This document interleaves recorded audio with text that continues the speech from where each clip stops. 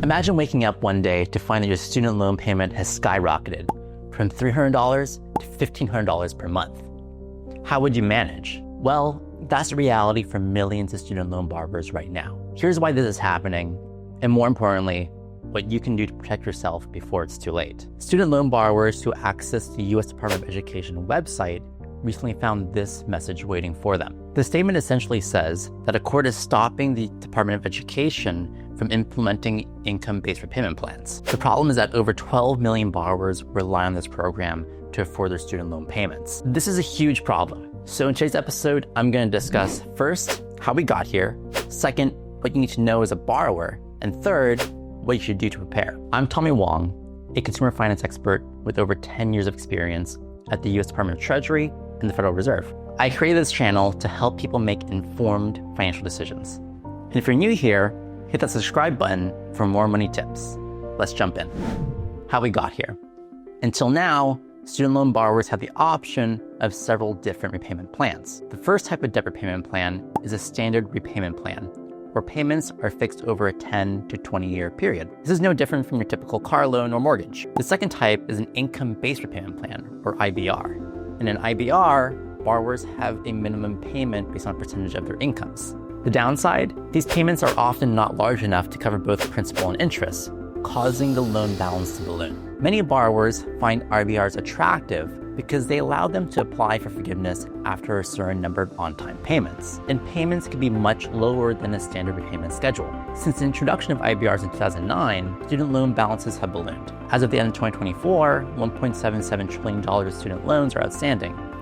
Higher balances and interest rates have led to a student loan crisis, with over 4 million borrowers behind on their payments. Throughout that time, the federal government has worked to make student loans more affordable and easier to discharge. For example, during the COVID pandemic, the government paused repayment requirements to give borrowers relief after losing their jobs. Starting in 2024, borrowers were expected to resume payments, but many couldn't afford to do so, leading to higher delinquency rates. Under the Biden administration, the SAVE program was introduced, aimed at alleviating the debt crisis by making it easier to forgive outstanding loans. This program allowed borrowers to have their loans forgiven in as little as 10 years. However, several states sued to block this program, which brings us to where we are today. What you need to know as a borrower. Now that you know how we got here, the big question is, how does this affect you? And what do you need to do to protect your finances? Does this mean you're in deep trouble if you're using an IBR? Well, not quite. While the injunction is in place, borrowers in Biden's SAVE program have been placed in forbearance, meaning no payments are due and no interest is accruing. Forbearance essentially means a temporary pause in payments with no added interest for now.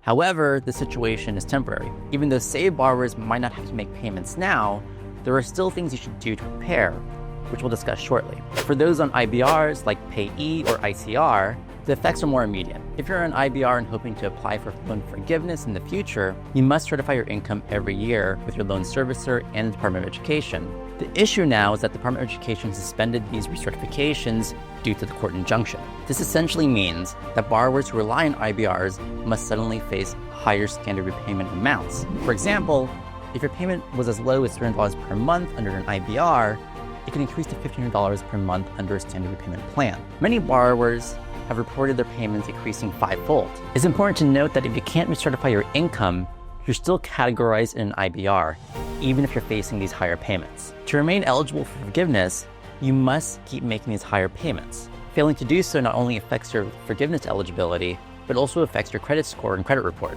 So what should you do? Now that you understand the situation, here's what you need to do to stay ahead of the crisis and protect your financial future. If you're in IBR right now, here are some actions you can take to prepare.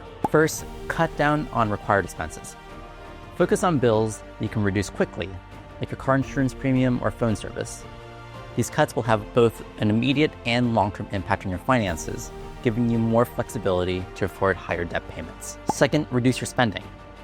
If you're facing higher student loan payments, the worst thing you could do is nothing. Cut back on discretionary spending, like dining out less, canceling trips, or shopping less frequently. My family has been doing this in light of recent layoffs in the federal government to boost our emergency fund savings. It's a prudent move considering the current economic uncertainty. Third, adjust your savings rate. It may be hard for some of you, but adjusting your savings rate can help free up money for higher loan payments. I'm not saying stop saving altogether, but scale it back a little. For example, if you're contributing to your 401k beyond what your company matches, reduce your contributions to the match amount. Fourth, cut back on time-restricted required expenses. These are bills that expire once a contract or lease ends, such as rent or health insurance. Aim to get your required expenses, including your student loan payments, below half your income. It's okay if you can't do this immediately, but make a plan to get there.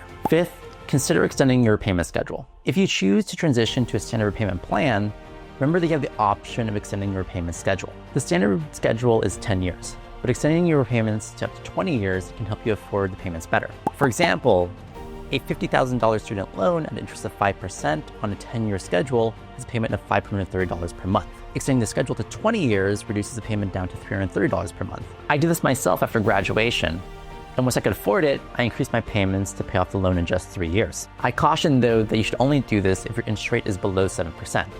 Because you do not want to be stuck paying high interest rate debt. 6, should you refinance? Refinancing might sound like an appealing option, but remember that refinancing from a federal student loan to a private student loan will stop access to certain benefits, like loan forgiveness. Also, if IBRs resume later on, you won't have access to those payment plans. I don't recommend it. Even if you're on the save plan, do these steps now to prepare for when the forbearance period ends, just in case you face higher repayments later. And whatever you do, don't stop your payments. Everyone knows that missing payments will hurt the credit score and credit report. But even if you don't plan on buying a house soon, stopping payments will hurt your ability to get other loans. It could even raise your insurance premiums and make it harder to rent a home. And some banks may even refuse to open an account for people with low credit scores. So you definitely want to avoid this. It's unfair that the rules are changing, especially after years of timely payments. It feels like the goalposts have shifted. I know many of you borrowed student loans to improve your future and improve the future of your family. I know I did, but you don't have to take it on the chin. There are actions you can take to get ahead of the situation right now. And remember to stay informed about how student loan rules are changing. While this video might be a good primer, it's crucial to stay updated. The rules are shifting all the time, and what works today might change tomorrow. I recommend checking out the National Consumer Law Center for updates and exploring the student loan subreddit. You aren't alone in this situation, so there's no need to go at it alone. And if you need detailed help with building a budget and tracking required expenses, check out my worksheet at www.lifecyclepf.com. For personalized assistance during these uncertain times, you can visit the Work With Me page on my website. Don't forget to like this video, share this with a friend who can use this information, subscribe for more money tips. The government is changing its rules, but you have the power to adapt and make the best decisions for your future. Remember, the worst thing you can do now is nothing. Stay informed and take action today. And of course, remember that life is lived outside your wallet. Cheers. And now a word from our sponsor.